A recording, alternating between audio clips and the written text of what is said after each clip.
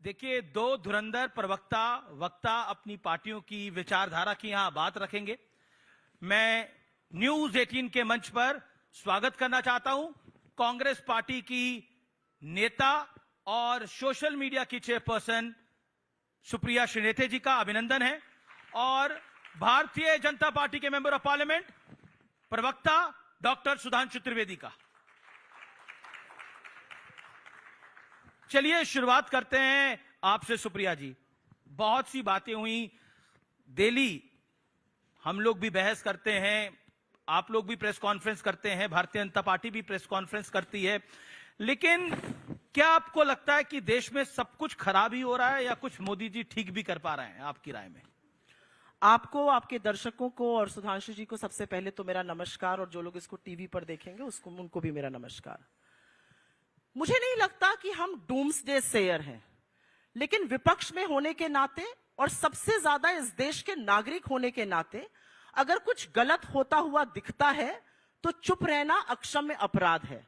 अगर सरकार देश विरोधी या नागरिकों के विरोध में फैसला लेती है तो उसकी कलई खुलनी चाहिए। अगर सवाल पूछना लोकतंत्र में बंद हो जाएगा तो यह देश लोकतंत्र नहीं रहेगा। मेरी शिकायत इस बात से है कि चाहे वो किसान हो, अगर अपने हक की बात करते हैं, सवाल पूछते हैं, उनको खालिस्तानी कह दिया जाता है। छात्र या प्रोफेसर कुछ बात करने लगे, वो टुकड़े टुकड़े गैंग के हो जाते हैं। अगर कोई दलित या ट्राइबल बात करने लगे, वो अर्बन नक्सल हो जाता है। कोई महिला अपने हक की बात करने लगे, वो लिबरल फेमिनिस्ट हो जाती है। तो मुझे लगता है ये जो लेबल्स देती है ये सरकार, अगर कोई प्रोटेस्ट कर दे तो उसके ऊपर जिस तरह का पुलिस फोर्स की बर्बरता होती है, मुझे पूरा विश्वास है आप उस पर अच्छे सवाल अभी पूछिएगा। मुझे लगता है लोकतंत्र में सवाल पूछने का, लोकतंत्र में आईना दिखाने का, लोकतंत्र में सरकार को जवाबदेही तय करने का अधिकार विपक्ष को है, इस देश को है। आज की तारीख में उस अधिकार पर प्रहार हो रहा है और उस पर मुझे गहन आपत्ति है। जी, क्या आप अधिकारों पर प्रहार कर रहे हैं? और भारतीय जनता पार्टी के इतिहास को अगर हम पढ़ें तो ज्यादातर आप लोग विपक्ष में रहे और विपक्ष में आप लोगों ने भी आंदोलन करे, लेकिन ऐसा लगता है कि अब एकाएक आपको आंदोलनों से भी तकलीफ हो गई है। आप कहना चाहते हैं कि कोई बात कहे वो सरकार विरोधी बात हो सकती है, लेकिन वो देश विरोधी भी है। इस नैरेटिव से आप सहमत हैं? ये बात सही है कि भारतीय जनता पार्टी बहुत लंबे समय तक विपक्ष में रही, तो एक परिपक्व और प्रभावी विपक्ष की भूमिका कैसे निभाई जाती है ये भारतीय जनता पार्टी को भली भांति आता है। हम याद दिलाना चाहते हैं कि 95 में अटल जी नेता प्रतिपक्ष के रूप में नरसिम्हा राव सरकार का पक्ष लेने के लिए यूएन में, जिनेवा में यूएन की कॉन्फ्रेंस में भारत का नेतृत्व करते हुए गए थे, और लोगों ने आश्चर्य व्यक्त किया था और पूरा क्रेडिट नरसिम्हा राव सरकार को दिया। घर में आके लड़ाई लड़ी उसके बाद। परंतु यहां पर हमारा यह कहना है कि कभी कभी हम लोग जब बच्चे थे तो एक नारा होता था कांग्रेस का कि सरकार चलाना उन्हें आता है। अब सरकार चलाना आता है या नहीं जनता ने दिखा दिया, पर मुझे लगता है विपक्ष का आचरण करना उन्हें भारतीय जनता पार्टी से सीखना चाहिए। वैसे मैं आज के इस रेफरेंस पे एक बात और बताना चाहता हूं। आज से ठीक 80 साल पहले 16 फरवरी से शुरू हुआ था नेवी का रिवोल्ट, और यह वो सबसे बड़ा कारण बना था जिसकी वजह से भारत को आजादी मिली। दूसरा, मैं ये अभी याद दिलाना चाहता हूं, आज से ठीक 30 साल पहले फरवरी 1996 में गैरी कास्परोव जो चेस चैंपियन थे, वर्ल्ड चेस चैंपियन, और आईबीएम के कंप्यूटर डीप ब्लू के बीच में शतरंज की बाजी हुई थी। और उस समय हम कहीं नहीं थे, माने नहीं जाते थे हम कहीं डिजिटल में हैं। आज 30 साल के अंदर दुनिया आर्टिफिशियल इंटेलिजेंस तक पहुंची। भारत एआई समिट में लीड करता हुआ दिख रहा है। डिजिटल ट्रांजैक्शन में दुनिया का नंबर 1 का देश बना है। अगर देखा जाए तो आईफोन को मैन्युफैक्चरिंग में चाइना के बाद नंबर 2 का देश है। फॉक्सकॉन जो चिप बनाती है उसकी चाइना के बाहर की सबसे बड़ी फैक्ट्री भारत में लगी है। और आज हम यूपीआई वीजा को पीछे छोड़कर दुनिया में एक दिन में डिजिटल ट्रांजैक्शन करने वाला सबसे बड़ा देश बन गया है। 30 साल में भारत कहां से कहां तक पहुंचा है, मुझे लगता है इस चीज को ईमानदारी से स्वीकार करना चाहिए। इसमें कोई पार्टी पॉलिटिक्स की बात नहीं। बिल्कुल, मैं टाइम लिमिट को मैं कह रहा हूं कृपा करके जरूर फॉलो करें, छोटे छोटे जवाब रखें, ज्यादा से ज्यादा मुद्दे हम कवर कर सकें। लेकिन सुप्रिया जी, अभी इसी भारत मंडपम में एक जब इंटरनेशनल एआई समिट था, एक बड़ा प्रोटेस्ट हुआ, और उस प्रोटेस्ट के दौरान युवा कांग्रेस के ऑफिस बियर्स ने एक हाफ नेकेड अर्धनग्न प्रदर्शन किया, जिसके बाद बहुत बड़ा विवाद खड़ा हो गया। क्या आपको लगता है आपके घटक दल भी उससे सहमत नहीं है? मैं एक एक करके उनका नाम लूंगा, लेकिन फिर भी मुझे ऐसा लगता है युवा कांग्रेस ने जो किया उसका मैं समर्थन करती हूं और पूरी जिम्मेदारी से समर्थन करती हूं। इसलिए समर्थन करती हूं क्योंकि लोकतंत्र में प्रोटेस्ट करना हमारा संवैधानिक अधिकार है, पहली बात। और मैं उस मुद्दे को छूना चाहती हूं जो मुद्दा आप लोगों ने अपने टेलीविजन चैनल्स पर उठाया। दो मुद्दे आपने उठाए, आपने और बीजेपी ने जुगलबंदी में देश की छवि का एक मुद्दा उठाया और दूसरा मुद्दा आपने उठाया कि इस जगह नहीं होना चाहिए था। प्रोटेस्ट कोई अपने घर के ड्राइंग रूम में बैठकर तो नहीं करेगा। मुझे प्रोटेस्ट करना है तो मैं अपने घर के ड्राइंग रूम में बैठ के नारे लगा लूं, वो प्रोटेस्ट नहीं होता है। Protest bye it's very nature ऐसी जगह होना चाहिए जहां पर उसकी चर्चा हो, जहां पर वो अट्रैक्ट करे। मैं प्रधानमंत्री मोदी का ही आपको हवाला दे देती हूं। प्रधानमंत्री जी इजराइल गए थे, इजराइल के सदन को संबोधित करने जा रहे थे। जब वो सदन में मौजूद थे तो इजराइल का पूरा विपक्ष वॉकआउट कर गया।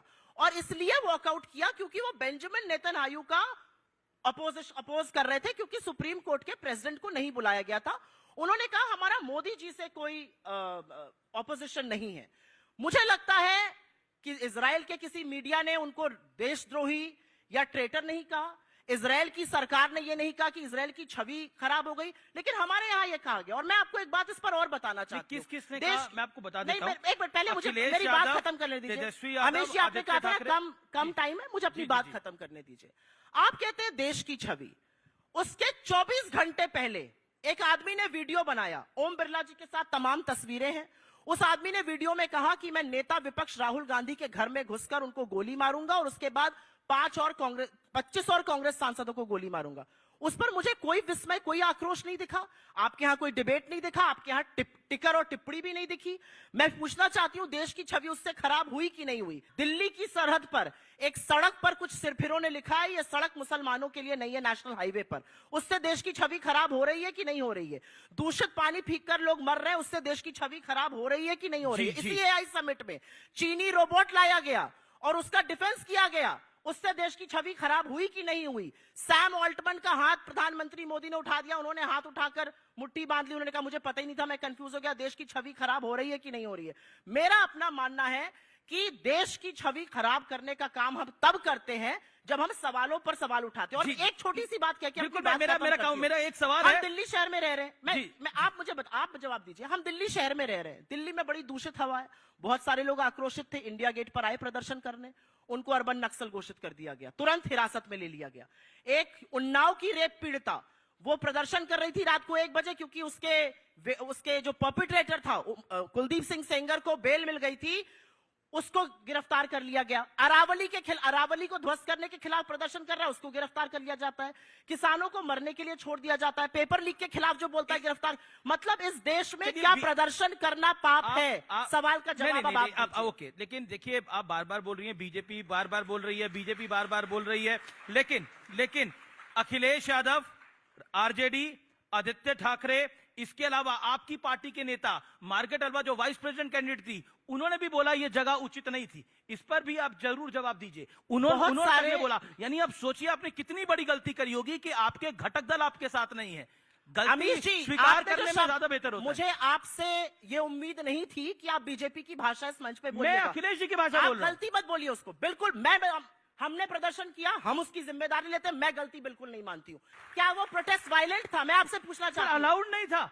अब वो अलाउड नहीं था प्रदर्शन। एक मिनट, प्रदर्शन और प्रोटेस्ट अलाउ करके किया जाता, मतलब ये लड़के एक एप्लीकेशन लिखते, मोदी जी के ऑफिस जाते और कहते आपने इतनी खराब डील करी है, हम आपको कॉम्प्रोमाइज बुलाना चाहते हैं, हमें एप्लीकेशन पर स्वीकृति लिख के दे दीजिए, तब हम आकर भारत मंडपम में प्रदर्शन करेंगे। अगर आपकी बात मानूं तो आप चाहते हैं हम प्रदर्शन जंतर मंतर पे करते। आपसे मैं सवाल पूछना चाहती हूँ, आप तो बड़े प्रबुद्ध पत्रकार हैं, लोकतंत्र में वायलेंस की कोई जगह नहीं। इन लड़कों ने कोई वायलेंस नहीं किया, इनके साथ बहुत वायलेंस हुआ, लेकिन उसी के 24 घंटे पहले जब एक आदमी बैठकर गोली मारने की धमकी देता है, गलत तो है। आपने डिबेट क्यों नहीं किया? बिल्कुल करें। आपने क्यों नहीं बोला? करेंगे नहीं, बिल्कुल आपने अपनी जिम्मेदारी क्यों नहीं निभाई? बिल्कुल, हम तो अपनी जिम्मेदारी क्यों नहीं किया? हम तो अपनी जिम्मेदारी लगातार निभा ही रहे हैं और आगे भी निभाते रहेंगे। नहीं, सुधांशु जी बोलिए। देश की छवि खराब, देश की छवि जब आप लोग बीजेपी की भाषा बोलते हैं तब खराब। हम देश की भाषा बोल रहे हैं और जनता भी देश की भाषा बोल रही है। आप बीजेपी की भाषा नजर आ रही है, ये सब जानते हैं, आपका ऑडियंस भी जानता है, मुझे ज्यादा कहने की जरूरत नहीं। मैं कोर्ट को मानता हूं और कोर्ट ने जितने युवा कांग्रेस के नेता थे उनको रिमांड दी है। कोर्ट की बात मैं मानता हूं, उसी कोर्ट ने अरविंद केजरीवाल को एक्विट करा है। आप एजेएल पे बहुत शो करते हैं, उसी कोर्ट ने पंचकुला में खारिज कर दिया पूरा केस। आपने टिकर नहीं चलाया, आपने डिबेट नहीं किया। दिक्कत की बात यह मीठा मीठा गप और कड़वा कड़वा थूक नहीं होता है। नहीं, हम मीठा मीठा भी गप कर सकते हैं और ज्यादा कड़वा कड़वा भी खाते हैं। जो कांग्रेस और बीजेपी दोनों से नहीं आया वो नहीं चिपकेगा। वैसे उस केस पे पहली प्रेस कॉन्फ्रेंस अजय माकन जी ने की थी, आरोप कांग्रेस की तरफ से लगा, इसे कहते हैं मीठा मीठा गप कड़वा कड़वा थू। अब दूसरी बात ये होती है, आप खिलाफ है या साथ है? आप अपने आप तो ये बताइए ना, आप खिलाफ है कि साथ है? आप देखिए, इन्होंने कहा लोकतंत्र में वायलेंस के लिए कोई जगह नहीं होनी चाहिए, मगर गुस्ताख नबी की एक ही सजा, सरतन से जुदा, सरतन से जुदा। वाह, इसमें कोई समस्या नहीं है, इसमें कोई वायलेंस नहीं है। और यह कहा नहीं गया, उदयपुर में कर दिया गया। और करने के बाद उन लोगों पे यूएपीए नहीं लगा, मगर अशोक गहलोत की सरकार ने, हमारी पार्टी छोड़िए, हम तो विपक्ष में थे, इनकी पार्टी के जो पायलट ग्रुप के सांसद थे उन पे सिडेशन का कानून लगाया। ये होती है फादर जोसेफ का हाथ काट दिया जाएगा केरल में। नहीं, वो हिंसा थोड़ी होती है, वो हिंसा नहीं होती है, दूसरी चीज हिंसा होती है। अब मैं जहां प्रदर्शन की प्रोटेस्ट की बात करना चाहता हूं, अभी इनके मुंह से क्या निकला, एक सड़क के लिए कह दिया गया, सड़क मुसलमानों के लिए नहीं। अरे 37 लाख एकड़ जमीन इस देश की कह दी गई कि ये सिर्फ मुसलमानों के लिए है, वक्फ बोर्ड एक्ट के अंतर्गत, और जिस पे उंगली रख दी जाएगी वो सिर्फ मुसलमानों की होगी, बाकी कोई कोर्ट नहीं जा सकता। खैर, अब हम आते हैं प्रोटेस्ट के मुद्दे के ऊपर। प्रोटेस्ट किया जाता है, अंतर्राष्ट्रीय मामलों में प्रोटेस्ट होता है, मगर किन मुद्दों पे होता है? वो होता है सड़क के बाहर, आयोजन के बाहर। दूसरा, वो अंतर्राष्ट्रीय विषय होते हैं। कोई क्लाइमेट चेंज पे प्रोटेस्ट करता है, कोई ह्यूमन राइट्स पे प्रोटेस्ट करता है, आपने देखा होगा, अमेरिका में है, जेनेवा में। मगर ये बताइए, आप तो कह रहे हैं आप सरकार के मामले के लिए कर रहे थे, तो ये घर के अंदर आए हुए मेहमानों के सामने सरकार से डिमांड करने का प्रोटेस्ट का तरीका क्या था? दूसरी बात, जहां पर 20 देशों के राष्ट्राध्यक्ष हों, यूएन सेक्रेटरी जनरल हो, जहां 100 देशों के प्रतिनिधि हों और वर्ल्ड की सारी टॉप आईटी कंपनीज के चीफ हों, यानी सुरक्षा की संवेदनशीलता की दृष्टि से वो भी राष्ट्राध्यक्ष के समकक्ष हैं, वहां पे आकर जानते हैं प्रदर्शन कैसे होता है? When the leadership becomes directionless, then the ideas become shameless and the protest become topless. ये प्रॉब्लम हो जाती है उन लोगों के साथ। और वो सुनिए, वो बब्बर शेर जो थे, जो राहुल गांधी जी ने कहा, वो बब्बर शेर अमेठी और आजमगढ़ से जाके शिमला के रिजॉर्ट पे जाके बैठ गए। और सुनिए कितनी मजेदार बात है, वो बब्बर शेर वहां जाके बैठ गए और जब पुलिस उनको लेने के लिए गई तो वो हिमाचल की पुलिस, सोचिए वो हिमाचल की पुलिस जिसको हिमाचल में चौराहे और सड़क पे खड़ी हुई मस्जिद पे बनी हुई 3 मंजिलें गैर कानूनी, जिनके लिए हिमाचल सरकार के मंत्री ने फ्लोर ऑफ द हाउस पे बोला, फ्लोर ऑफ द हाउस पे बोला गया बयान सरकार का बयान होता है। यानी सरकार के बयान के बाद भी जिस हिमाचल पुलिस की नजरें सजदे में झुकी थीं, वो आरोपियों के लिए जाकर बचाव में। अगर वैसे एक और बताएं, वैसे आरोपी और अपराधियों को पता नहीं क्यों कांग्रेस का रिजीम ज्यादा अच्छा लगता है। मुख्तार अंसारी ने भी पंजाब में जब इनकी सरकार थी, पंजाब की जेल में रहते हुए हाई कोर्ट में रिट दायर की थी कि मुझे पंजाब में ही रहने दिया जाए, मैं पंजाब में कांग्रेस सरकार के दामने रहमत में महफूज हूं, मैं उत्तर प्रदेश नहीं जाना चाहता। यानी पंजाब में कांग्रेस सरकार के स्नेहपूर्ण सानिध्य में मैं सुरक्षित हूं। तो मुझे लगता है कि, और मैं लास्ट में कहना चाहता हूं, अरे विरोध करिए ना, जो मुद्दे हैं सदन में उठाइए, आप उस विषय पे बात करिए। सदन में आज तक बताइए इन्होंने सो कॉल्ड महंगाई, सो कॉल्ड बेरोजगारी, इन सारे मुद्दों को उठाया। यूएस डील की बात होती है, यूएस डील का ड्राफ्ट कहां है अभी? चलिए उससे पहले ईयू डील का ड्राफ्ट है क्या? वो नुआंसेस आते आते 2-3 महीने लगते हैं। अब बताइए यूएई की डील का है क्या? ये बताइए ऑस्ट्रेलिया की डील का है क्या? नॉर्डिक कंट्रीज की डील का है? कुछ नहीं। कोई सूरत बदलना मेरा मकसद नहीं है, मेरा मकसद है हर कदम पे हंगामा होना चाहिए। ठीक है, सुप्रिया जी। जिस मंत्रमुग्ध होकर जैसे आप उनको सुन रहे थे, मुझे भी सुनिएगा, बस ये आपसे कह रही हूँ। व्हाट्सएप फर्रे पढ़कर डिबेट करने में ये कमी होती है कि व्हाट्सएप अंकल जी फंस जाते हैं। फंस गए सुधांशु जी। सुधांशु जी ने क्या कहा? अंतरराष्ट्रीय मुद्दों पर अगर प्रदर्शन होता तो वो प्रदर्शन ठीक था। कॉमनवेल्थ गेम्स हो रहे थे यहीं दिल्ली में, आप प्रदर्शन कर रहे थे, कौन सा अंतरराष्ट्रीय मुद्दा था जरा मैं जानना चाहती हूं। तो कृष्ण करें तो लीला और हम करें तो पाप नहीं हो सकता है। आप बोलते बोलते बोल गए कि ड्राफ्ट नहीं है ट्रेड डील का। ट्रेड डील का ड्राफ्ट नहीं है, लेकिन ट्रेड डील पर बयान हो गया पीयूष गोयल जी का। पीयूष गोयल जी प्रेस कॉन्फ्रेंस कर रहे हैं, आप सब लोग जा जाके प्रेस कॉन्फ्रेंस कर रहे हैं। पीयूष गोयल जी पानी पी पीकर विपक्ष को गाली दे रहे हैं। आप तो 4 सवालों का जवाब दे दीजिए। अमेरिका से हमारी ट्रेड डील महीनों से फंसी हुई थी, एकाएक 30 मिनट की कॉल पर ट्रेड डील हो जाती है। इतनी जल्दबाजी क्यों थी? क्योंकि उसके बाद तो अमेरिका के सुप्रीम कोर्ट ने उस टैरिफ को ही बैन कर दिया जो डोनाल्ड ट्रंप ने लगाया था। लेकिन आपने क्या क्या माना? आपने बोला ठीक है हमारे ऊपर 18% टैरिफ लग रहा है, जो कि 3% से कम लगता था, 6 गुना हो गया टैरिफ। आप उस पर अपने आप को माला पहनवा रहे थे। लेकिन आपने क्या क्या माना? आपने माना कि हम अपना बाजार आपके लिए खोल देंगे, हम $500 बिलियन का सामान आपसे खरीदेंगे, हम आपकी चीजों पर ट्रेड का जो टैरिफ है वो शून्य करेंगे, हम रूस से तेल खरीदना आपके कहने से बंद करेंगे। अमेरिका कौन होता है कहने वाला? वो हमसे ये कह रहा है कि आप रूस से तेल नहीं खरीदिएगा, और ये भी कह रहा है हम एक कमिटी सेटअप कर रहे हैं जो आपके ऊपर निगरानी रखेगी। क्या हैसियत है अमेरिका की एक संप्रभुत्व राज्य हिंदुस्तान से ये कहने की? We are a sovereign republic. कौन हमसे कह सकता है? हंगरी जैसे छोटे से देश का आदमी कह रहा है हमारा सॉवरेन राइट है, हम डिसाइड करेंगे। हम हाँ जी जी हजूर जो आप कह रहे हैं, हाँ जी क्यों? और अब मैं मुद्दे की बात करना चाहती हूं, क्योंकि आपका, आपके मंत्रियों का, आपके मित्रों का नाम एप्स्टीन की फाइल में है। असलियत यह है कि दुनिया भर में एप्स्टीन के खिलाफ एक्शन हो रहा है। असलियत यह है कि फॉर्मर यूके एम्बेसडर पीटर मैंडलसन से लेकर मैथ्यू मैक्सवीन, वहां का जो रॉयल फैमिली का आदमी एंड्रू है, अमेरिका में लैरी समर्स, जियो ईतो, फिनलैंड, नॉर्वे, इजराइल, वहां तक लोगों के इस्तीफे हुए हैं, वहां तक लोगों के खिलाफ कानूनी शिकंजा हुआ है।